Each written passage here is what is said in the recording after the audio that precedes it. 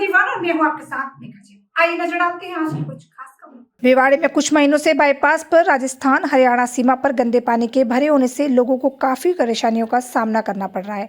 यह गंदा पानी घरों का या बारिश का पानी नहीं बल्कि बड़े बड़े औद्योगिक क्षेत्र भिवाड़ी के उपयोग से निकला गंदा अपशिष्ट पानी है। यह पानी खुले में रोड पर भरा होने से आमजन का निकलना भी मुश्किल हो गया है। आमजन इस गंदे पानी के भरे रहने के कारण घुटन सी महसूस कर रहे हैं। इस गंदे पानी के कारण गंभीर बीमारियां भी हो रही है। जबकि हरियाणा, राजस्थान एवं केंद्र में भाजपा की सरकार है, तब भी आमजन को कोई राहत मिलती नजर नहीं आ रही है।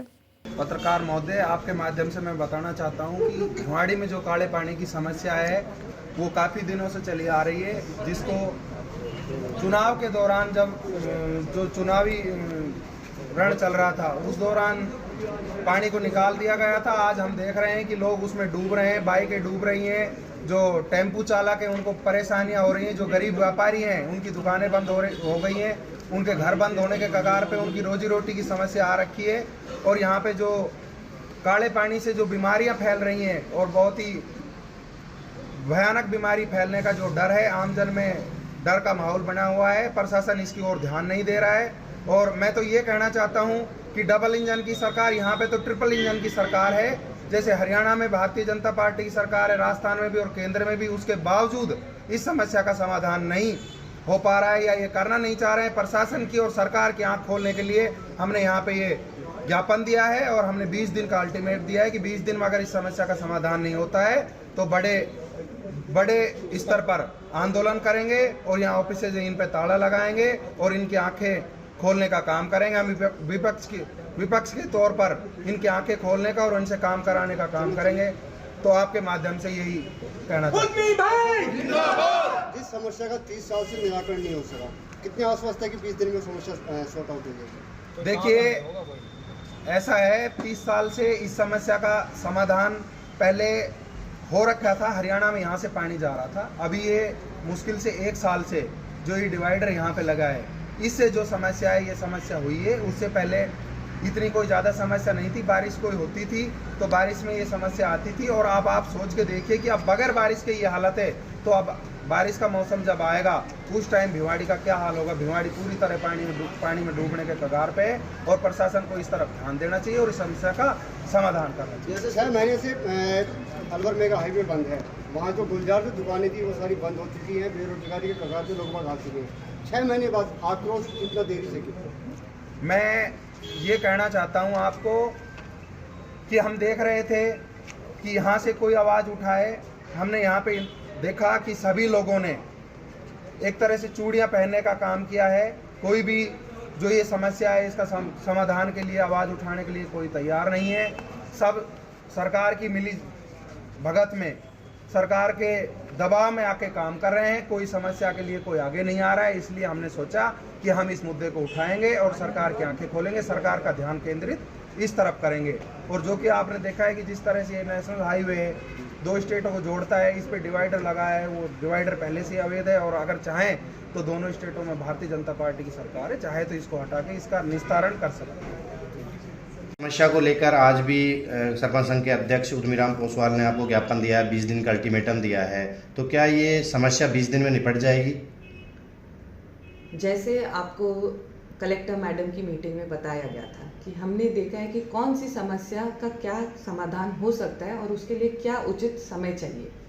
उस हिसाब से कुछ चीज़ें हम तुरंत कर सकते हैं, कुछ चीज़ें कभी 1 महीने लगेंगे और कुछ चीज़ें जो आपके लॉन्ग टर्म भिवाड़ी की समस्या, पानी की समस्या का समाधान करेगी, हो सकता है वे 2 से 2.5 महीने, 3 महीने भी लग सकते हैं। तो जो उचित है वो तुरंत हम कर रहे हैं। आप देख रहे हैं हमारी पूरी टीम फील्ड पे है। लोगों को समस्या नहीं आए और जहाँ जहाँ आ रही है और हमें पता चल रहा है उसका हम तुरंत समाधान कर रहे हैं। जहाँ हमें प्लानिंग की आवश्यकता है और सही तरीके से काम करना है, उसका जो समय लगेगा, हो सकता है 15 दिन हो सकता है 1 महीना। उसके लिए थोड़ा धैर्य रख के हमें काम करने दें और हम आपके सहयोग से वो काम सही टाइम से ही कंप्लीट करें। जहाँ पे पानी भरा है बेसिकली वहाँ एक स्कूल है बहुत बड़ा और सामने एक बहुत बड़ा हॉस्पिटल है, तो दोनों में वहाँ मरीजों को दिक्कत आ रही है, वहाँ स्टूडेंट्स को दिक्कत आ रही है। उनके लिए अभी क्या वैकल्पिक व्यवस्था की गई? परीक्षाएं चल रही है।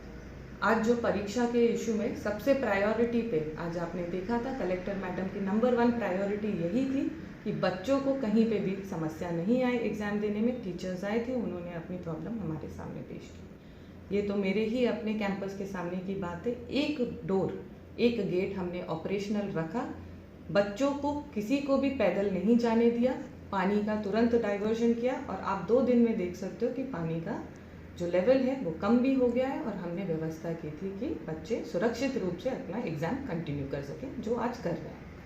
जहाँ मरीजों की बात आएगी, सेम हम व्यवस्था करेंगे, वहाँ से भी हमने पानी जो रोका था वो डाइवर्ट कर रहे हैं और पानी को मरीजों के इलाज के लिए, एंट्री के लिए कोई भी समस्या नहीं आने देंगे। जो डेली कम्यूटर हैं, जो राजस्थान से रजड़िया में जाते हैं और यहाँ व्यापार के लोगों की दुकानें हैं, बड़े शोरूम से हैं, उनको बड़ी दिक्कत आ रही है। तो बेसिकली मैं ये जानना चाहता हूँ कि इसका एंड डिस्पोजल या इसका एक समाधान कब तक हो जाएगा?